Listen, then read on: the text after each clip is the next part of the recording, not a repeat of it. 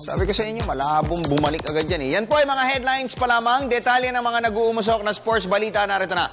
Tayo po ay natidinig din ng live sa DCSR Sports Radio 918 sa snowbadwa.com at napapanood worldwide via internet streaming sa www.ptv.ph sa International Basketball. Nakakuha po ng pwesto sa 2014 FIBA World Under-17 Championships ang Gilas Youth Team. Ito po'y matapos na umabante sila sa finals ng FIBA Asia Under-16 Tournament sa pamamagitan ng pagdomina sa Chinese Taipei kagabi. Ang kabuang detalye, hatid ni Ms. Ria Arevalo ng Sports Radio 9. Pasok na ang Gilas Youth Team sa finals ng FIBA Asia Under-16 Championship sa Tehran, Iran. Ito'y matapos na magrehistro sila ng 77-72 come-from-behind victory kontra first-round tormentor Chinese Taipei kagabi.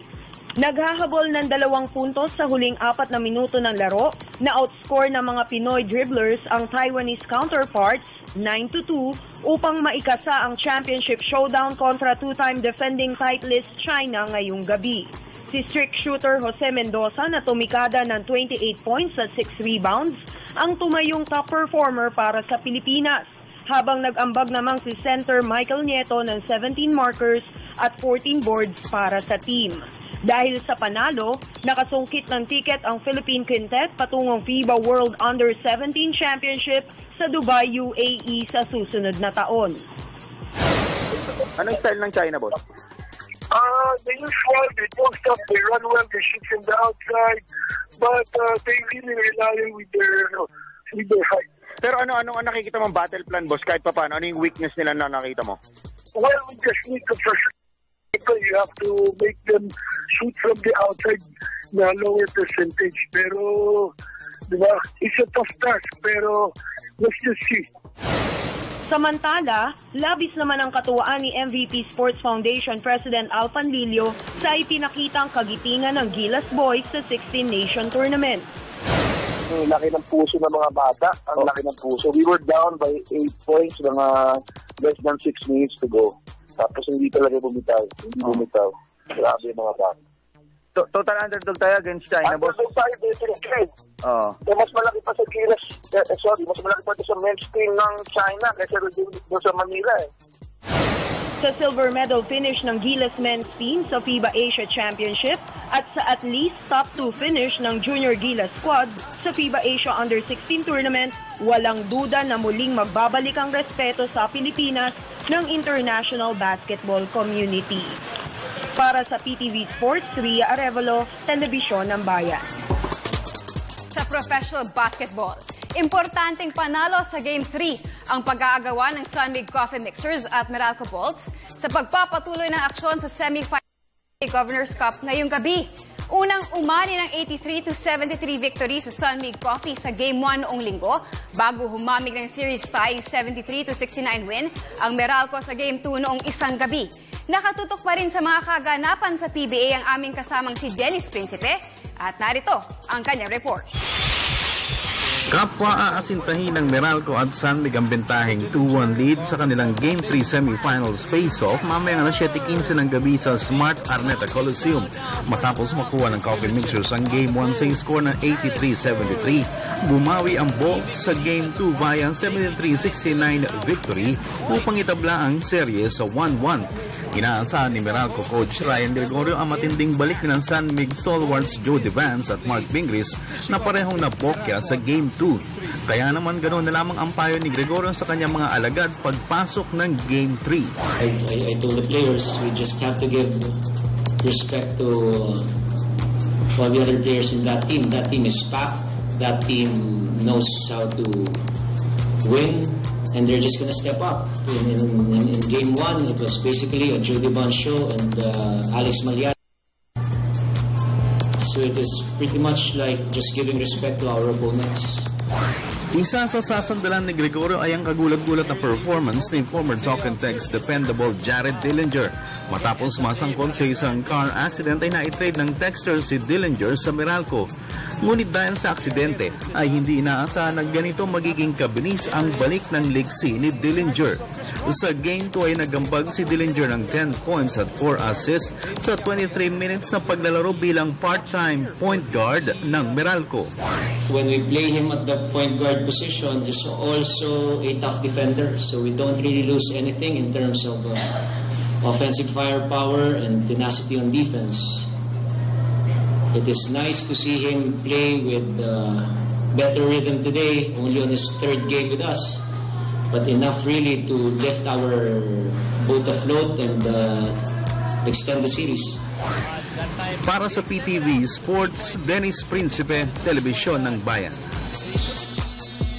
Lipat po tayo sa Collegiate League dahil sa tindi ng rivalry ng UST Growling Tigers at De La Salle Green Archers. Na-sold out na po agad para sa Game 2 ng UAAP Men's Basketball Finals sa Araneta Coliseum bukas.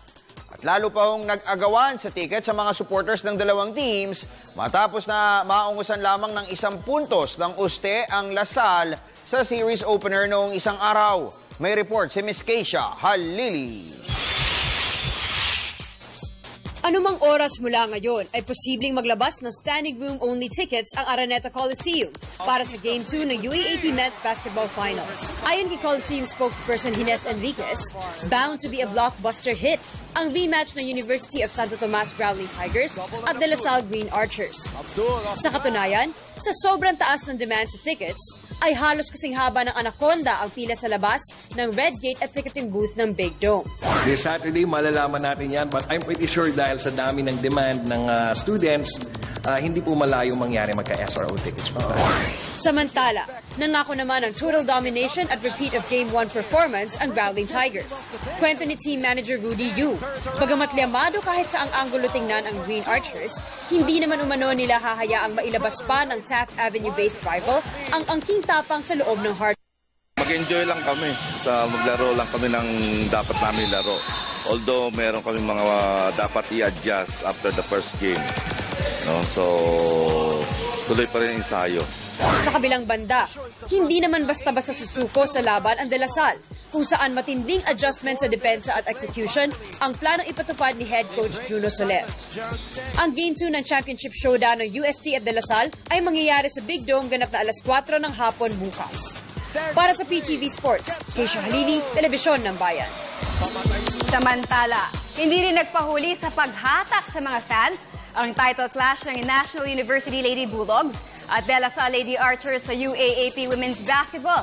Matapos na mauwi sa tag-iisang panalo ang unang 2 games ng kanilang serye, walang duda na dudumugin rin ng kani-kanilang supporters ang do-or-die match ng magkaribal na team sa Big Dome bukas. Narito ang report ni Ms. Nicole Ramos.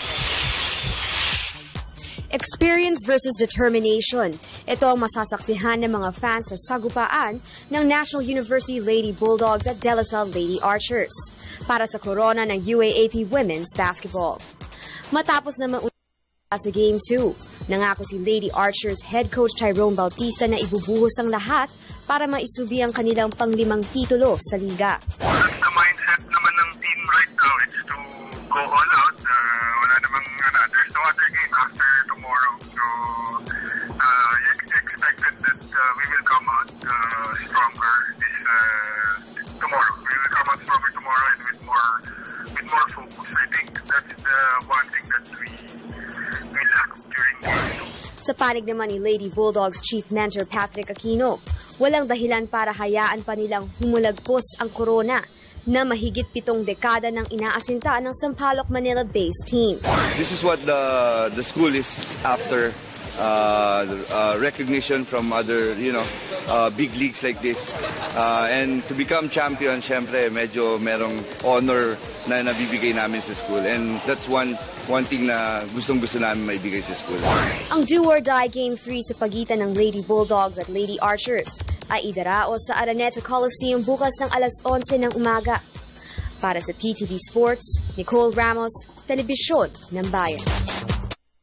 Good luck po sa NU Lady Bulldogs at sa De La Salle Green Archers. Bukas po yan ng umaga. Siyempre, yung La Salle po at saka yung UST naman sa men's bukas ng hapon. Punta po tayo sa boxing.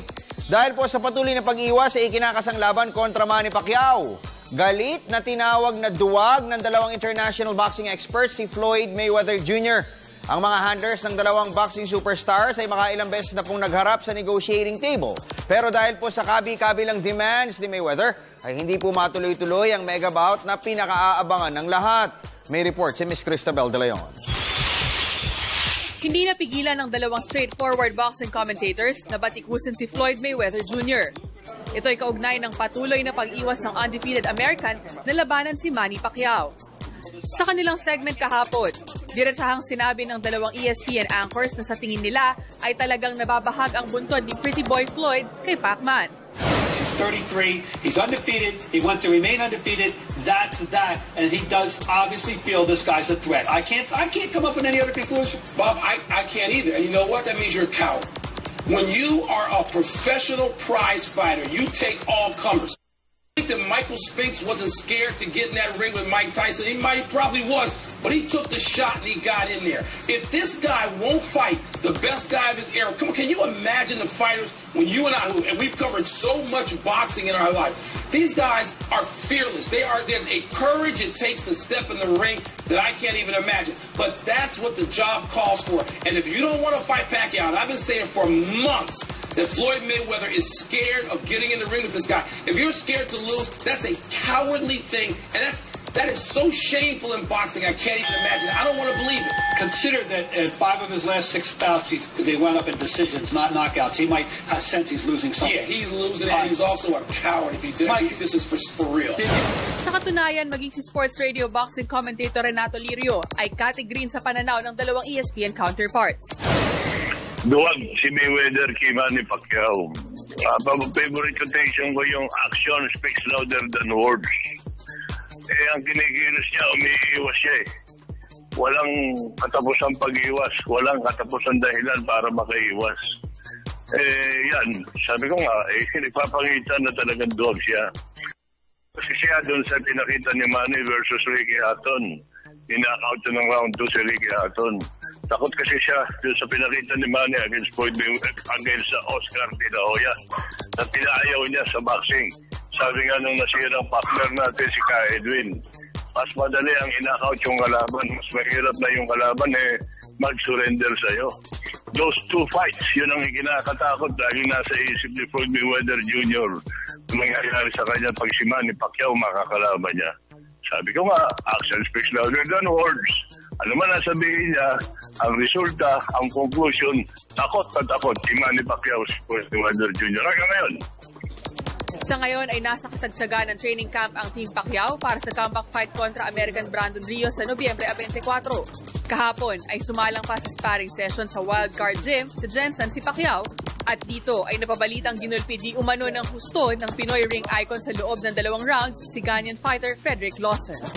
Para sa PTV Sports, Cristabel De Leon, Telebisyon ng Bayan. Sa tennis, patuloy ang pananalasa ni Pinoy youngster AJ Lim sa ITF Juniors Grade 3 Tournament sa Hong Kong. Ay pinatalsik ng 14-year-old smasher ang nakaduelong si hometown favorite Heiyin Andrew Lee, 7-5 at 6-2, tungo sa pag-abante sa semifinal ng boys singles. Minsan lamang na nakabreak si Lim sa opening set, pero nagawa naman niyang magdagdag pa ng 2 breaks sa sumunod na set. Ang makabangga ni Lim para sa pwesto sa finals ay si Chan Yong-oh ng South Korea. Sa chess, lalo pong tumibay ang kapit ni Grandmaster John Paul Gomez sa solo leadership sa men's division ng 2013 Battle of the Grandmasters Chess Championship sa Maynila. Ito po'y matapos na umani siya ng back-to-back victory sa 6th at 7th rounds kagabi. Una pong giniba ni Gomez si National Master Narkinden Reyes bago niya pinasuko sa loob ng 35 moves ng Sicilian defense si International Master Joel Pimentel. Sa ngayon ay nakakalikom na po si Gomez ng 19.5 points sa bisa ng 6 na panalo at 1 tabla. At hawak po niya ang 3.5 puntos sa bentahe laban kay 12-time National Open Champion Joey Antonio.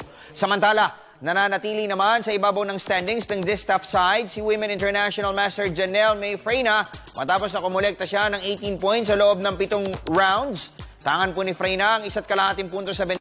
Laban sa closest rival na si fellow women national or international master Beverly Mendoza na nakakatipo na ng 16.5 points. Ang Battle of the Grandmasters ay inorganisa ng National Chess Federation of the Philippines o NCFP sa tulong ng Philippine Sports Commission at Philippine Olympic Committee.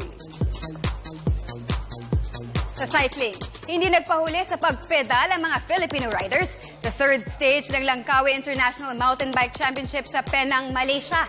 Tumapos ang pang-23 si Alvin Binosa upang mahirang na second-best Southeast Asian rider sa 81-kilometer race. Patuloy na nakasubaybay sa mga kaganapan sa Malaysian race si Miss Judith Caringal at narito ang kanyang report. Tumapos na second-best Southeast Asian rider si Alvin Binosa sa third stage ng UCI Langkawi International Mountain Bike Championships. Subalit umayaw na ang dating SEA Games champion na si Eusebio Quiñones. Matagumpay na nalagpasan ni Binosa ang hamon ng 81-kilometer circuit stage sa Oriental Village sa Langkawi para tumuntong sa finish line na pang 23rd. Sa hulihan ng best Southeast Asian rider na si Daddy Norkayadi ng Indonesia na lumabagay na 17. 28 spots si Nino Sorban na umungo sa isa pang paboritong Indonesian na si Sugito na nag-29 place habang lumagay sa 31st si March McQueen Alunar. Hindi naman nakatapos ang minsang SEA Games champion na si Quiñones dahilan sa sugat sa mga kamay na natamo noong isang araw sa isang semplang. Isa si Quiñones sa halos 44 na mga siklista na umayaw na sa mapanghamong karera. Sa overall standings, pasok pa rin sa top 4 ng mga Southeast Asian riders si Binosa na nasa 21st overall, 27 si Surban at 43rd naman si Alunar papasok sa huling dalawang araw ng palaro. Samantala, gumawa ng kasaysayan ng Japanese na si Kuhei Yamamoto ng professional team na Specialized Racing sa pagkopo ng stage win at pagsuot ng yellow jersey, kauna-unahan para sa isang Asyano sa 5-year history ng Langkawi International Mountain Bike. Para sa PTV Sports, Judith Caringal, Sports Radio 918. Sa iba pang balita, kumpiyansa si Pinoy youngster Sunny Boy Aporbo na makakapagsubi siya ng ikalawang sunod na titulo sa International Skimboarding Competition sa Penang, Malaysia. Ngayong weekend po yan. Ito'y dahil na rin sa training na pinagdaanan niya nitong nakalipas na 3 buwan. Para sa detalye, nagbabalik si Miss Keisha Halili.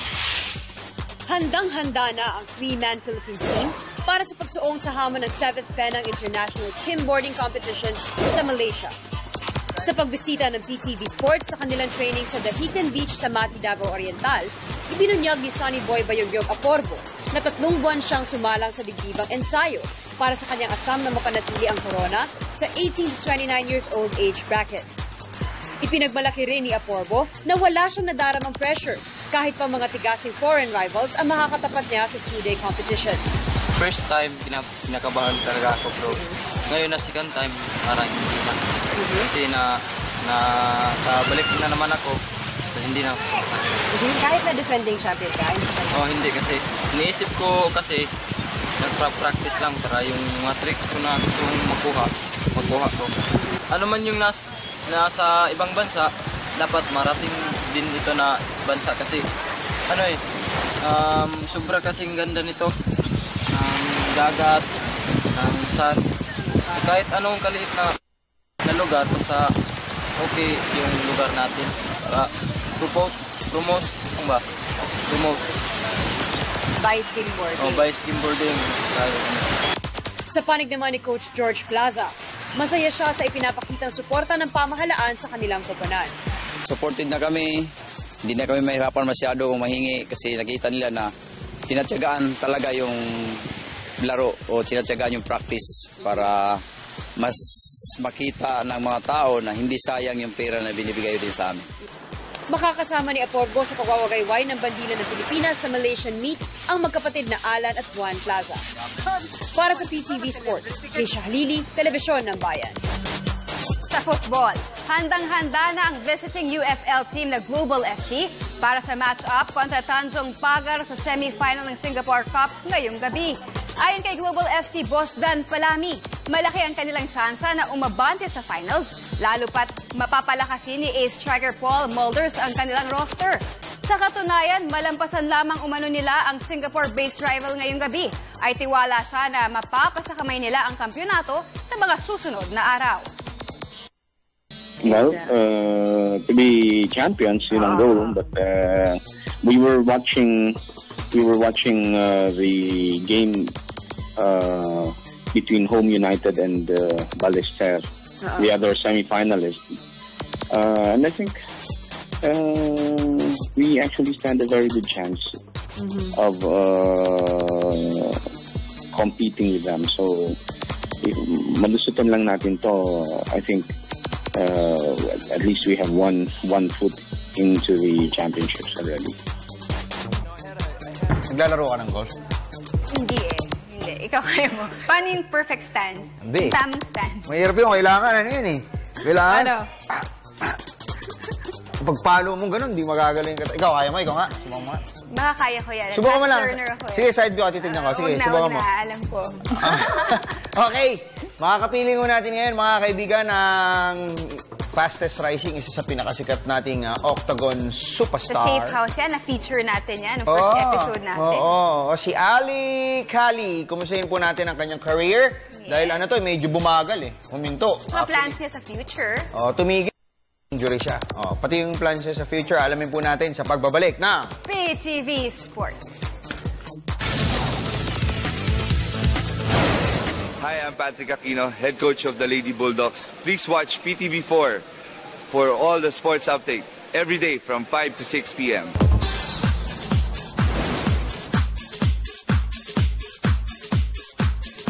At nagbabalik po ang pinakamalawak na sports newscast sa bansa. Kami po, parang Parang Voice of the Philippines, ito po ang PTV Sports. Makakapiling ko natin ngayon, mga kaibigan, ng isa ko sa mga ina-idol ko, batang-bata, pero punong-puno po ng potensyal. Yun nga lang, napilay, Ali Kali. Ali, magandang hapon sa'yo. Welcome sa PTV Sports. Magandang hapon din po naman sa... Kumusta ka ba ngayon, Bay? Kasi since February, nagkaroon ka ng injury. Anong injury mo ulit? Sa may balikat, no? Opo. Dito sa... rotator cuff.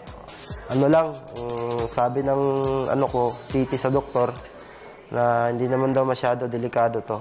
Basta pagpatuloy ko lang... Pero na-operahan yan no? Hindi. So pinalakas lang talaga siya? Strengthening ko lang po. Nagbubuhat parate. Oo. Pero yung injury mo na yan, naghihilom na ba yan? O kumbaga sabi nga kay Nicole, quiet, no? Yan ba tawag doon hindi makaka-apekto sa mga future fights mo? Sa ngayon, parang hindi po.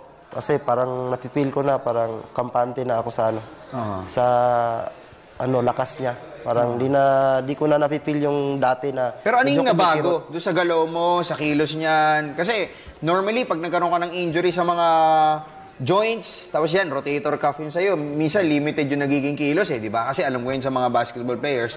Pero sa'yo, wala ka bang naramdamang pagbabago? O walang humina? Wala. Kasi pinasubukan ko itong mga submission na armbar, kimura. Pinatry ko. Pero kayang-kaya ko pa naman. Nabubuhat ko pa. Pero hindi nagre-recare yan? Hindi po. Okay. So, kailan ang next fight mo ngayon? Balita ko, by November, meron na yatang inaasikaso sa'yo na laban na possible comeback fight mo against Luis Small ka pa rin. Okay. O iba na? Yun po. Si Small ka pa rin? Siya po yung na magcha-challenge sa second defend ko ngayong November 9 po. Buti hindi inalis yung corona mo pala, Kasi tagal mo rin na layoff no? Awang ko. Kasi, kasi yun Hindi kasi sinasadya. So, injury. Injury talaga. Para pinagpahinga ka lang. Pero hawak yata ni Small kayong interim ngayon no? Hindi, walang interim po yun. Wala. Okay. Yung last na laban niya, medyo umakyat siya ng timbang, 135. But sa Bantam division. Tapos, lang siya palipat-lipat lang ng timbang. 135, 130. Ikaw, stay ka ngayon sa? Flyweight, 125. Okay. Pero itong laban mo na ito kay Small, ka na ikasa na ba to? Kasi nakausap ko rin si Miguel Plana, yung sponsor mo sa Safe House. Sabi niya na wala pa rin daw clear-cut communication o kumbaga announcement from the PXC kung tuloy ito o hindi. November. Meron ka na ba? Na-confirm na po. Kailan? November 9 po. November 9? Okay. Confirm na po yung laban ko. Si Small ka nga? Opo. So, ito tinawag na sa inyo ng PXC yan? Nung September 14, last month, nung laban niya. pinakyat pa ako na octagon. Tapos, yun parang, yun na talaga yung... Pinag-face off kayo? Opo. Okay. Pero hindi ka pa natatakot dito? Siguro si Small ka na magiging pinakamabigat na laban para sa'yo, no? Literally, kasi nagbabanta mo ito eh, di ba? Tapos, magaling to, magaling. Magaling pa, di ba?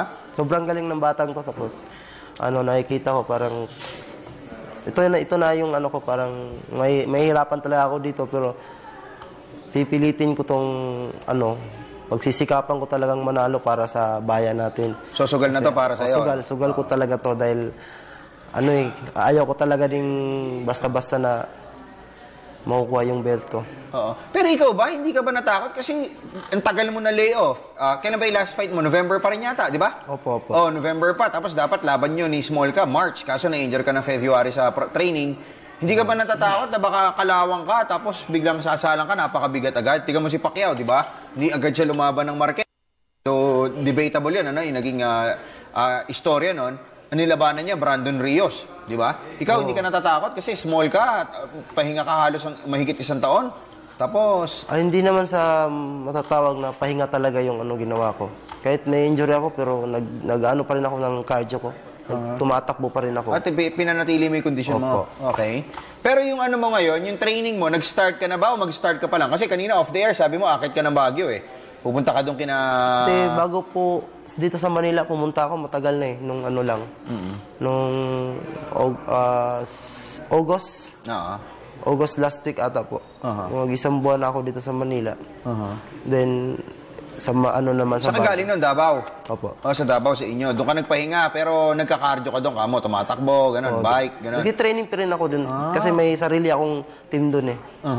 Yung pero yung sparring, yung contact, wala ka pa? Doon sa Davao? Oo. Ginagawa na rin po. Ginawa mo din? Ang tapang mo, ha? Okay. So, pero wala pang, may go signal ka na nung nag-sparring ka? O wala?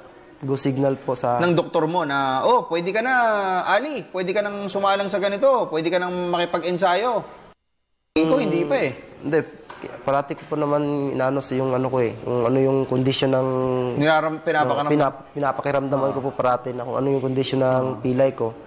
So, yun parang hindi naman masyado na nung time na yun. Pero bago ka pumayag ng November 9 na showdown ninyo ni Small ka, nagpa-check ka dyan. Kasi alam mo yung boxer natin, kilala mo ba si Denver Coelho? Nag-ready na yon, di ba? Kay Xiong Jiaojong. Yung laban niya sa Dubai. Tapos a few days bago yung laban, bumalik yung injury niya. Pareho yan, rotator cuff. Yan ba na-check ng doktor bago ka umuo dun sa laban? Baka kasi sa kasagsagan ng preparasyon mo. Ganito kasi yun, sir eh. Dalawang klase po kasi yung dito. Ito sa akin, hindi ito. Andito po sa taas. Andiyan dyan, okay. Bari yung, ito yun. Ito yung, ang umakyat, ito po galit ka ba? sa taas. Huwag kang magalit ha? Okay, sorry, nakakatakot ka. Hindi, joke lang. Okay. Umakyat po. Ito. So, pero hindi na-dislocate. Ano yung actual name ng injury mo? Sige nga. Kasi sabi ng, basta ang sabi ng ko, hindi daw matatawag to na dislocate eh. Parang lang. Pilay lang. Parang pilay lang, okay? Pero pero inalagaan ng therapy yan, Opo. Pero na-check nga yan. Balik ako, check yan bago ka umuod. Na-x-ray ako agad. Na-x-ray siya. After ng therapy ko, bumalik ako sa x-ray. Clear daw. Tapos sabi ng doktor, walang kaso to. Sabi niya, walang problema to. Pwede mo na to, basta huwag mo lang alisin yung strengthening. Okay. Pero ngayon okay na kaya siya? Na siya? Ready ka na medyo malakas. Binigyan ka na ng go signal na mag-training so, hard training na po talaga ako. Okay. Kasi nakita ko sa katawan mo fit na fit ka ngayon eh. Kailan ang start mo sa Baguio? Kasi akit ka, di ba? Opo, next, bukas. Bukas na? Bukas. Okay. So, saan ka magti-training doon? Sa sa gym, sa team Mark Striegel po. Sa gym niya. So, marami ka rin mga sparmate doon, kaya doon ka pupunta, no? Tsaka yun yung sa Pilipinas, yung Baguio, tsaka yung lugar ninyo, Davao ang sentro ng mixed martial arts. Alam po yung ko doon purpose doon para sa high altitude. High altitude, Iba kasi yung doon So, ilang linggo ang balak mong magstay ng Baguio? Kasi... Parang abot siguro ako ng 1 buwan. Kaso, na lang, 1 buwan na lang at 5 araw. Yung next fight mo, di ba? So, saan gaganapin pa yung laban yun ni Small ka? Dito? O sa Hawaii? Wala pang yung tamang kung saan yung exact na binyo talaga yung laban namin. Sino ba ang nag-schedule niyan, yung PXC? Opo. Parang ano yung hulugan naman yung binigay. November 9. Ganon. Tapos yung venue, wala pa sa kana. Ganon, wala pa. Kasi minsan, yung last laban ko sa Smart Araneta, minsan sa Inares. Hindi makaparehas eh. Pero dito sa Pilipinas lang yan, November 9. O hindi mo rin alam pa? Opo, November 9. Kasi ngayong this month, may laban sa Guam. Ngayong 25. Yun ang PXC 40. Tapos next month, sa akin, dito sa Pilipinas. Pero ang maganda dyan is, yung comeback mo, andyan dyan, nakakasa na lahat. Pero international fight ba? Wala kang balak na from PXC, lumipat ka sa iba? O focus ka sa PXC? O nasa plano mo na? Wala pa? Wala na po. Kampante na, na po ako dito eh. PXC dahil ito po yung tulay para sa UFC. Kaya nga. So yun nga, yun ang tanong ko ngayon. So yung UFC pala, nasa radar mo na rin. Kung ganon. Pero kailan mo balak lumipat, tumalo ng UFC o lumaban, kumampaign sa UFC? Kasi yun yung ultimate eh, di ba?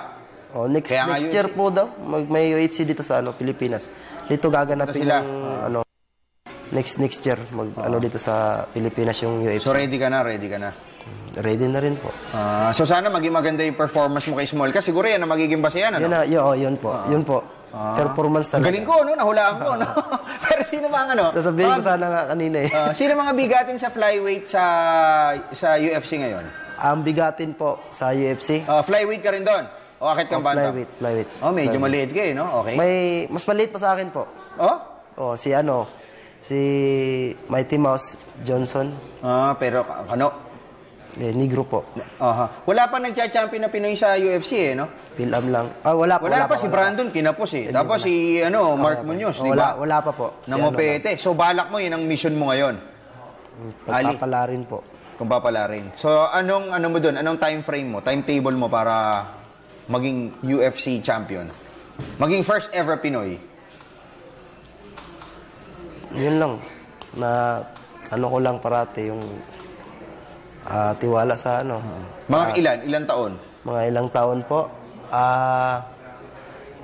Sa ngayon, parang 2 years, 3 years? 2 years, ganyan po. In 2 years time, yun ang sineset mo talagang target mo? Opo. Mag-champion sa UFC. Kaya mo kaya sa UFC? Magaling ba si Mighty Mouse? Para sa'yo? Sobrang galing. Sobrang galing. Pero hindi ka natatakot? Hindi naman. Basta, kung ano kaya yung kaalaman mo, pwede ka na? Sa akin ngayon, kung sa kaalaman lang po, hindi po ako papatalo dyan. Pero kung sa pabilisan, medyo matatalo pa tayo dyan. Kasi ang bilis talaga ni Mighty Mouse. Mabilis siya. Kaya tinatawag Mighty Mouse. Parang daga no? Parang daga. Ikaw naman si Supercat. Dayanggan po. Oo nga. Dayanggan. Mas mabilis yun. Bahala ka. Di ba? Pag sa labas na. Sa labas. Pero siguro kailangan mo i-develop yung speed mo, di ba? Tapos mag-training ka, maghanda ka, di ba?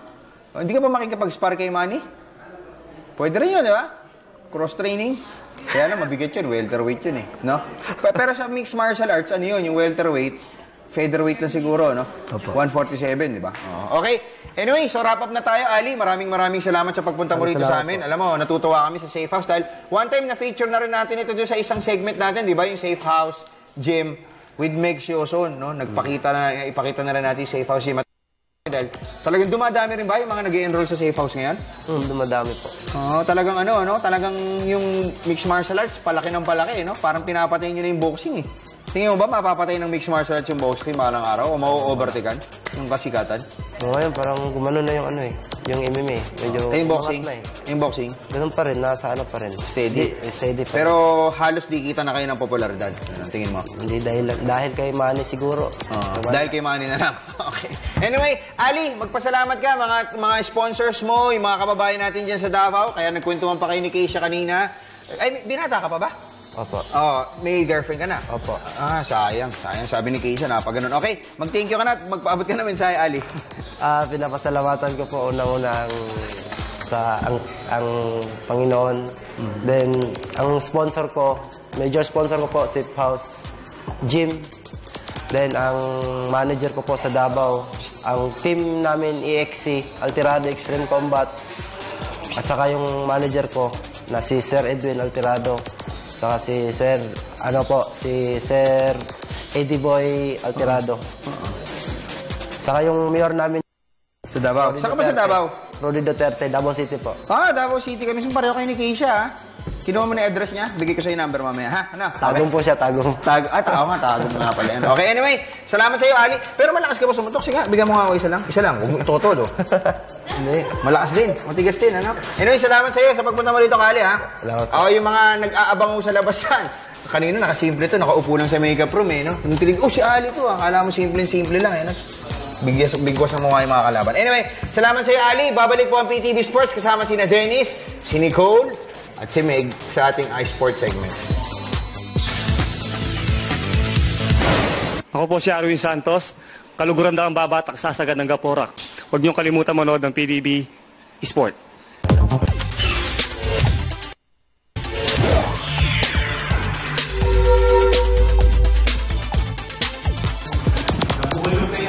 Okay, ano?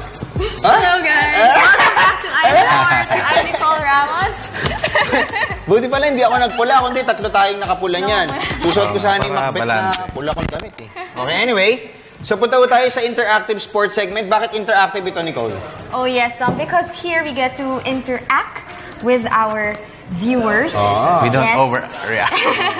So it's a good chance for, it's like live, so you get to really get the real reaction. And, yes. Brad, we don't overact. Hindi, ang maganda kasi dito, Brad, hindi naman namin sinasabi na kami po nauna, pero since 2006, ginagawa na natin to, Nicole. Okay, nag-aaral ka pa noon, high school ka pa lang noon. Okay, ayayin mo na sila magpadala ng mensahe. Come on! Magpadala na kayo ng mga mensahe, sumali kayo sa aming usapan. All you have to do is follow us at facebook.com/PD4Sports. You can also follow us at twitter.com/PD4Sports.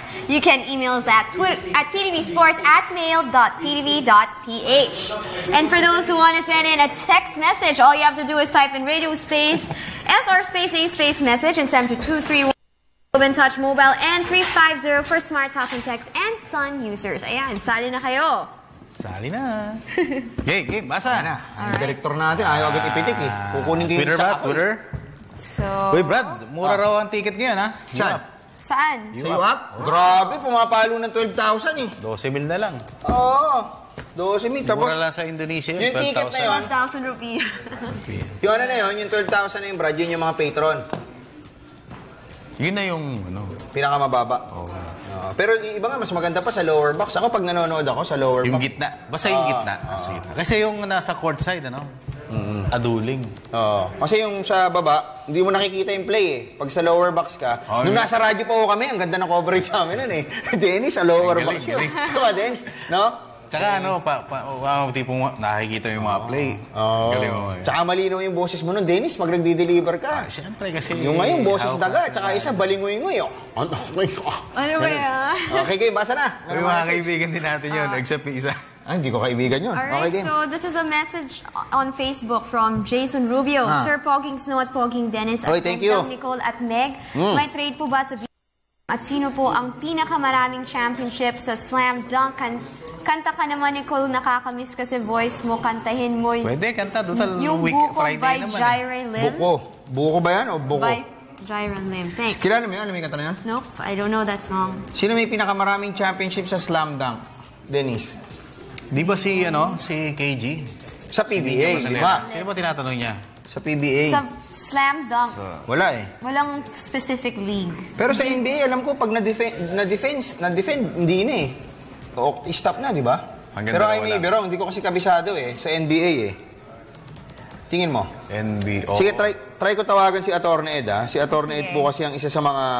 Alam niyo, sa totoo lang, hindi ko kasi kami... Parang dalawa nga lang eh, no? Si Vince Carter. Si Jordan. Dalawa lang, di ba? Muntik pa niya hindi na-depensa. Dominic. Si Dominic Wilkins. Hindi, yun yung nakalaban niya, di ba? Hindi nakapag-depensa sa kanya yun eh. Di ba? Okay, anyway, ito try kong kontakin, ha. Kasi ito yung bibigyan nun namin kayo ng idea. Hindi ko kasi kami masyadong tumututok sa NBA. Kasi Brad, maganda yung kasabihan ni Mr. Dodo, katakutan ng spin eh. Ba't tayo magfo-focus sa NBA? Siyempre, mas babasahin na ng tao yung NBA.com. ESPN. Diba? Sino yung Ray Hobley of NBA? Si Adrian Wojciechowski. Yun, di ba? Yun ang paniniwalaan mo, di ba? Siya na. Parang walang pinag-ibayan sa, kunyari si Dennis, taga Cebu. Tapos nag-story siya ng PBA, kanino ka maniniwala? Yung taga Cebu o yung nandito na sa, di ba? Kaya yung mga taga Cebu, story nila, Cebu, si Sapi. Oo, si Sapi, yung Cebuano Lulier Cup. Diba? Okay. Anyway, basa pa tayo next message. Uy, si Tabel, si Bon, tsaka yung kanilang navigator, no, na nakikinig sa atin. Kanina pa pala siya nagte-text. Sorry, hindi ko napansin, ha. Nag-interview kasi ako. Uy, tsaka si Philip sa marketing, di ba? Si Philip. Si Boss Philip. Philip Valdez? Valdez. Hindi, director na ng news yun. Director na ba? Wala mo. Siyenso na. Yung 1 o'clock. Director namin. Philip Valdez. Okay. Ito na. Okay. News at 1. Yan, News at 1. Okay. Si Nobalin Velasco. Parati yan. Araw-araw. Yun, pinipicturean kami ni Nobalin araw-araw. O, Nobalin, kunan mo kami. Ready na, ha? Ito, ha? Tatandaan namin to. Ready na, Nobalin. Yung Instagram mo ni Nobalin Velasco, araw-araw may picture tayo. Kaya pag binuksan mo yun, parang PTV Sports page. Okay na, Nobalin, ready na? Stop. Okay, thank you, Nobalin. Okay, next. Basa na. From John Davis Abarzosa. Good PM po, Sir Snow at Miss Nicole, Ms. Meg at Ms. Cristobal. Update naman po sa rookie candidate ngayong 2013 at live po ba ang laban ng Pacers at Rockets sa AKTV? Pabati po ang Abarzosa family dyan sa Tagkawayan, Quezon. Tagkawayan, Quezon. Quezon, yes. Especially po dito sa Marikina. Thanks po. Lagi po akong nanonood ng PTV Sports. Ganda po talaga ng show nyo. Sana po maging 2 oras. Wow! Po para marami po kaming malaman sa larangan ng sports. Ito. At saka po pala si Sir Snow. Yung polang outfit nyo na Winston Navarro. Malapit po pala yan sa bahay ng totoo ko dito. Tito ko dito. Sa Novaliches. Yan ang pinakamahabang Facebook message po na nalaman. Oo nga, haba eh. Salamat, John Davis. Uy, si MC Lopesilio, kaibigan natin ito, Brad, tumulong siya sa atin. Si Nate Robinson daw so far may pinakamarami. 3 championships. Phil-Am. Oo nga, no? Lately lang to eh. Di ba? Lately lang to. Okay. Yung tinalo niya si Dwight Howard na nag-kryptonite siya, di ba? Superman. Okay, basa pa tayo ng mga mensahe natin at ako'y magbibehave. Nanonood na si Kathy. Text naman tayo. This is from Sana manalo mamaya, Sanig. Ang ganda ni Nicole Ramos. Sayang laglag. Mas maganda si Kathy. Barako Bull. Sayang yung import nila. Ang galing pa naman. Lahat ng import, Brad, ano? Sayang. Maski yung pumalit, maski yung bago ng Token Tech, si Courtney Phelps, ang galing. Lahat sayang. Magaling ba? One of the best na batches ng import. Yung ngayon. Yung yung Karen, yung former Best Import Awardee, parang naging ordinary, di ba? Doon sa Davao, naglalaro. Sa Jeddah. Si Jamil yun. Hindi, si si AZ Reed. Yung ngayon. 2011 yan, Governor's Cup yan eh. Best import yan eh. Pero hindi lang niya makuha yung shooting touch niya eh, no? Pero ang ganda ng laro ng Petron, tsaka ng nung nakaraan, ha? Rain or Shine. Rain or Shine. Oo. Talagang in-extend yung nila, no? Yung, tawag doon? Dennis, ikaw magaling dun eh. Talagang sinubok yung kanilang toughness ng Petron. Ng Petron. Oo, ng Rain or Shine. Di ba, sinagad sila eh. Okay, next. Text po tayo. Lipat tayo sa text. From Tabel. Ayan. Hello sa inyo at sa amin na stuck sa traffic along Quezon Ave. Hi to Von and Mike. Saan kayo nagpunta dyan, ha? Sa Quezon Ave, ha? Hey, Brad, yung limado yung Sunbig Coffee. Parang sa 100, 130. Ano yan? Panalo. Ads yan? Ads? Yo, ang tawag ito. Hindi, pero dito sa akin, sa mga bookies, Meralco, plus 3 eh. Ito. Hindi, pero ito straight win or lose. Panalo lang. 100, 130. Yung sa Meralco, 200 plus. More than, Hindi, pero dito sa akin, sa mga bookies, plus 3 yung Meralco over SMC. Okay. Plus 3. Ano tingin mo rito? Pag plus 3, pwede na?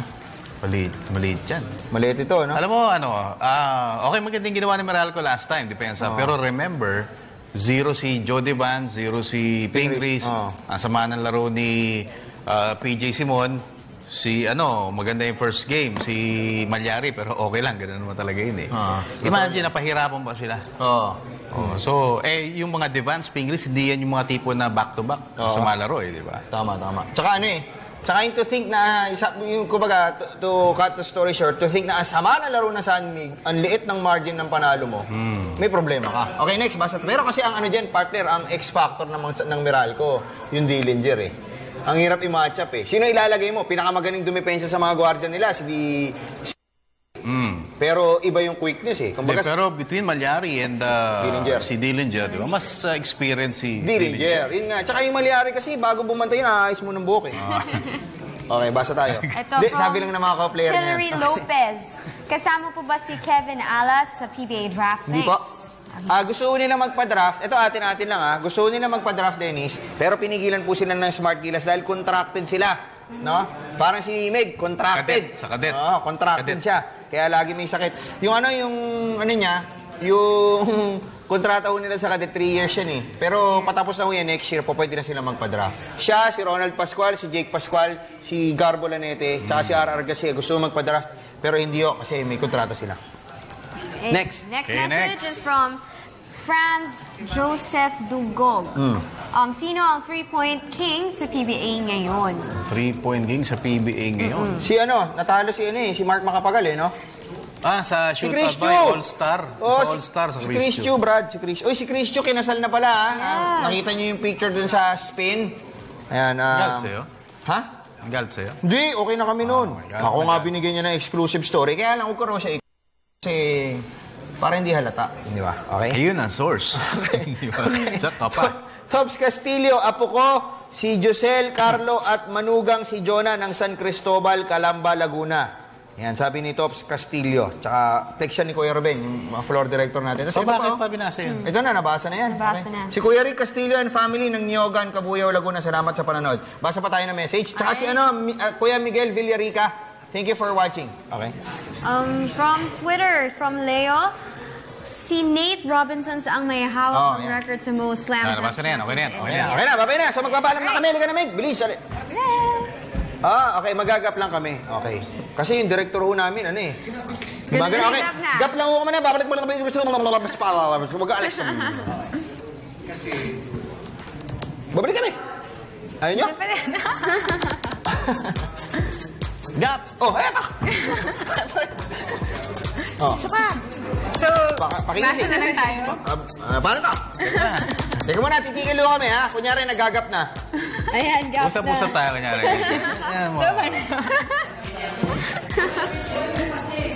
What's happening? Bakit? Ayan na, nagbabalik ang PTV Sports. Meg, hindi pa pala tayo paalam eh. Mawalang galang. Balikan mo na rin. Mawalang galang na. Okay, sige, dalawa na kayo. Sige, basa tayo ng message. Ikaw nga muna magbasa, Meg. Gerald Wising, good day, Snow, Dennis, Meg, and Nicole. Kailan po magpapadraft sa PBA ang Teng Brothers? Thanks, pakigreet ang mga taga-Tramo, Ilaya, Las Piñas City. Thanks. Yung isa, next year. Si Jeric. Si Jeric Teng, kasi graduating na siya. Pero yung isa naman. Tatlo pa yun. May tatlo pa si Jeron. May tatlo pa. Okay, basa pa tayo ng message. Next is from Pedro Nomes. Sir Dennis, possible ba na makuha kagad ni si Kobe Paras sa Gilas Cadet at age of 16? Alam ko wala namang age limit ang Gilas Cadet. So, pwede, why not? Kung gusto niyo. Okay. Ito, basahin ko lang direct saglit lang ito Announcement po sa mga bibili ng ticket sa UAAP. Naglabas na po ng special official announcement ang UAAP.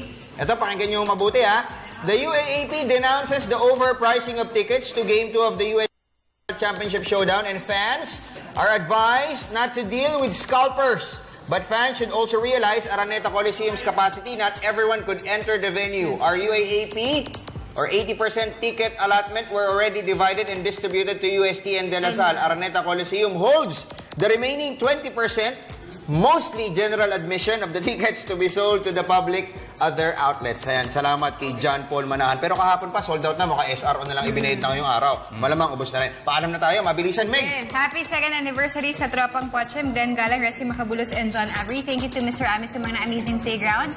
Dr. MJ Tarsin Zen Institute, Santos Medical Center, Green Days Pharmacy, My Jewelry Box, at saka, of course, Frank and Marcel Gating. Okay, Manang Elsie. Ayan, sa Kabanatuan. Next. Thank you, Mr. Giselle C. and Ever Belena.